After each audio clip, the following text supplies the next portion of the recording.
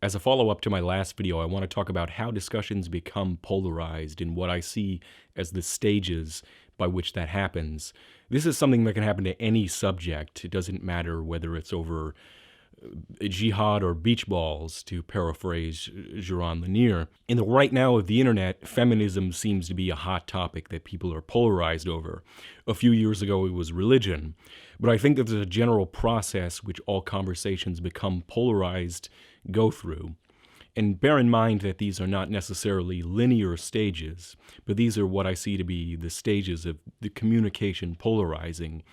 Number one, a belief system or ideology becomes regarded as monolithic. Number two, the group becomes defined by the extremes. Number three, send in the trolls. Number four, push the middle ground out of the conversation. Number five, struggle for talking points. Number six, a zero-sum game. So allow me to explain these using religion and feminism as examples. Number one, there's a sense in which we can talk about common denominators of religion, and there's a sense in which we can talk about a common denominator of different interpretations of feminism. But speaking of religion or feminism as if they were monolithic can really only take us so far. We should not confuse a Buddhist for a fundamentalist Christian. We should not confuse a sex-positive feminist for an anti-porn feminist. Having a sensible discussion on an issue requires recognizing distinctions. In both the cases of debates over religion and debates over feminism, I have noticed that there's a tendency to disregard distinctions and speak of religion and feminism as monolithic. Not only is this inaccurate and sloppy thinking, but it enables further sloppy thinking. Number two, part of creating an us versus them mentality and justifying the need to argue with an opponent so vigorously is to make them seem as large a threat as possible. A key to achieving this is to depict the extremes as the norm. Let me quote a comment I got in my last video, and no silly voices this time. Quote, "Mainstream feminism has become dogmatic in a religious sort of way. Let's compare. In Christianity, all people are vile sinners who must repent in order to be saved. In feminism, men are vile misogynists who must acknowledge their privilege. In one must believe in God and Jesus to be saved. The other, one must believe in the omnipresent patriarchy or be damned. Both use silencing, shaming, ostracization, censorship, false accusations, fallacies, and little actual evidence." End quote. Note here the first three words this person uses: mainstream modern feminism. The depiction that they go on to offer is of a sort of extreme feminism. I could hardly ask for a better example of depicting extreme members of a group as the group's norm than this comment. Thinking every religious person shares the same belief as a fundamentalist is also an example of this sort of distorted thinking. In comparing arguments over religion to arguments over feminism, though, it should be noted that under the right circumstances, small groups of people can cause serious problems. Religious extremism is a good example, but comparing radical feminists to religious radicals only serves to highlight how petty the battle is. If you want to see the negative effects of extremist religion, typically you need only turn on the news. The dangers posed by radical feminists apparently require me to scour the internet for their radical blog postings and for me to slide down many slippery slopes. Radical feminists would have to work very, very hard to match the damage extremist religion has done to the world in the last decade alone. Again, I think that for some people the very act of being in conflict matters more than the actual stakes. On a societal level, this mentality can be devastating, as Chris Hedges describes in his book, War is a Force That Gives Us Meaning. Number three, once a group has been sufficiently portrayed as the big bad, the shock troops of the internet arrive to do battle with the enemy. I am of course talking about trolls. Trolls make incendiary remarks and engage in various forms of harassment in order to provoke their enemies and escalate the conflict. I think most of you have been around the internet long enough to understand what trolls are and how they operate without me laboring the point. Number four, This is a key point at which the discussion truly becomes polarized, because once you have set up a point of view as monolithic and defined by its extremes, and people start trolling each other over the issue, then the people that hold a moderate position get shoved out of the conversation. Some people distance themselves from groups being attacked by saying things like, "I believe in women's rights, but I don't believe in feminism," or "I'm spiritual but not religious," in no small part because they want to avoid becoming a target. Other people simply refuse to talk about the subject for the same reason. This stage also compounds all the previous stages because it lets the trolls win, and it lets stand all of the oversimplifications, overgeneralizations, misrepresentations, and lack of nuance the conversation has built up. Once the middle ground has been pushed out of the situation, you get extremes fighting extremes. Number 5. Once you have extremes fighting each other, you tend to see not so much debate as a struggle for talking points. Rather than taking each issue on in turn, people will tend to constantly try and flip the conversation. For example, if a Christian wants to ask an atheist how to be good without God, an atheist will try and make the conversation about the immorality of the Bible, or vice versa. In a healthy conversation, each party would address the other party's points in turn.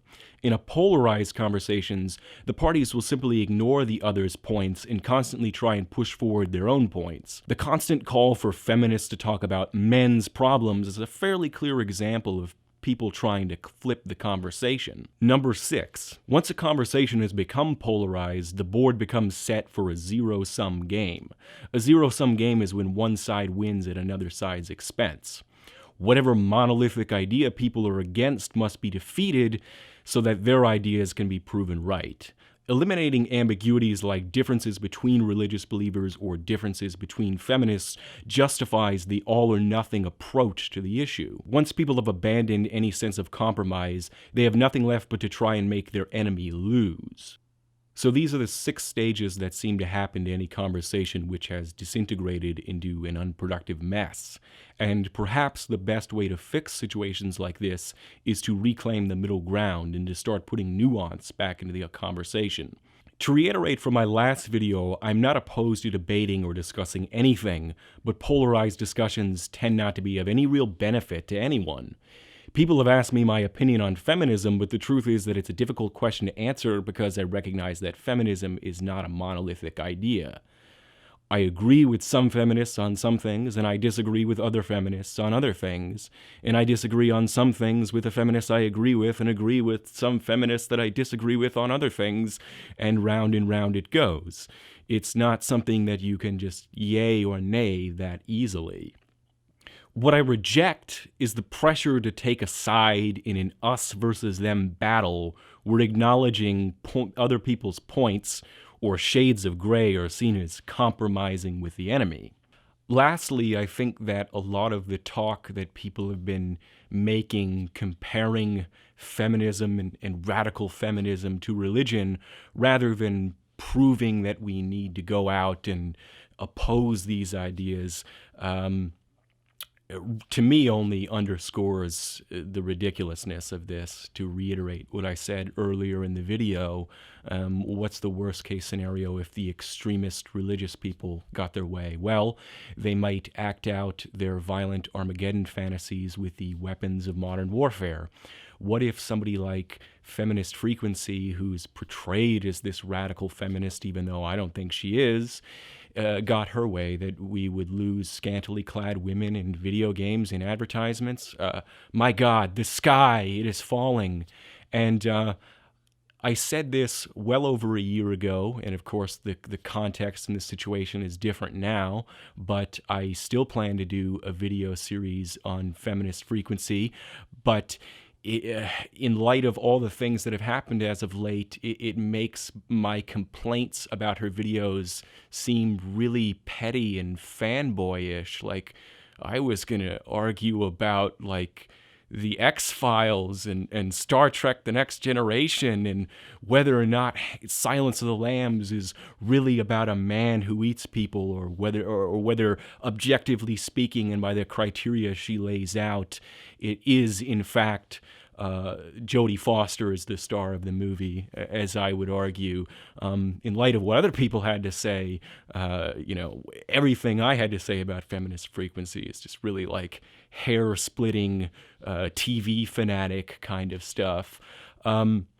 But it in part alerted me to the kind of groupthink on the issue, because when you can see the people making the same arguments over and over and over, clearly, I mean, they're all kind of drawing from a same well of thought. And so I decided, in addition to doing a series of videos on feminist frequency, to do another series of videos on the people that responded to her. Now, I stopped, there's been a whole slew of new responses to the Tropes versus Women video.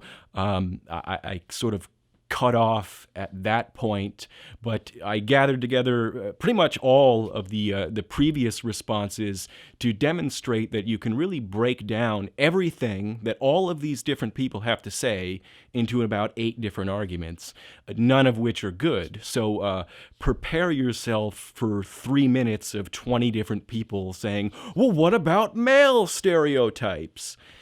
And I'll just explain that more in an introduction video to my series, but I'll just leave the audience with that, lingering with that description, and say that really, okay, I can get some people's points that apparently there's these, feminists on Tumblr who say they want to castrate all men or something. I wonder seriously whether or not those people aren't just trolling you. But assuming that there are these sorts of radical feminists out there, we have to ask ourselves, do you really want to spend your life chasing your tail, arguing with the lunatic fringe?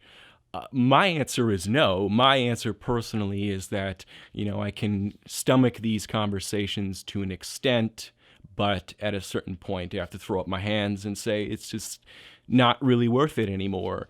And when there's some broader context, like trying to mitigate the damage that extremist religion does in the world, and, sometimes it's worth it arguing with, crazies on Tumblr, or, I'm not going to go out and seek out every radical opinion I could just for the sake of arguing with people's bad ideas, because you could spend your entire life trying to argue people's bad ideas, and you would probably do less good than you would imagine. And so, yeah, do you really want to chase your tail? That's what it comes down to. Have a nice day.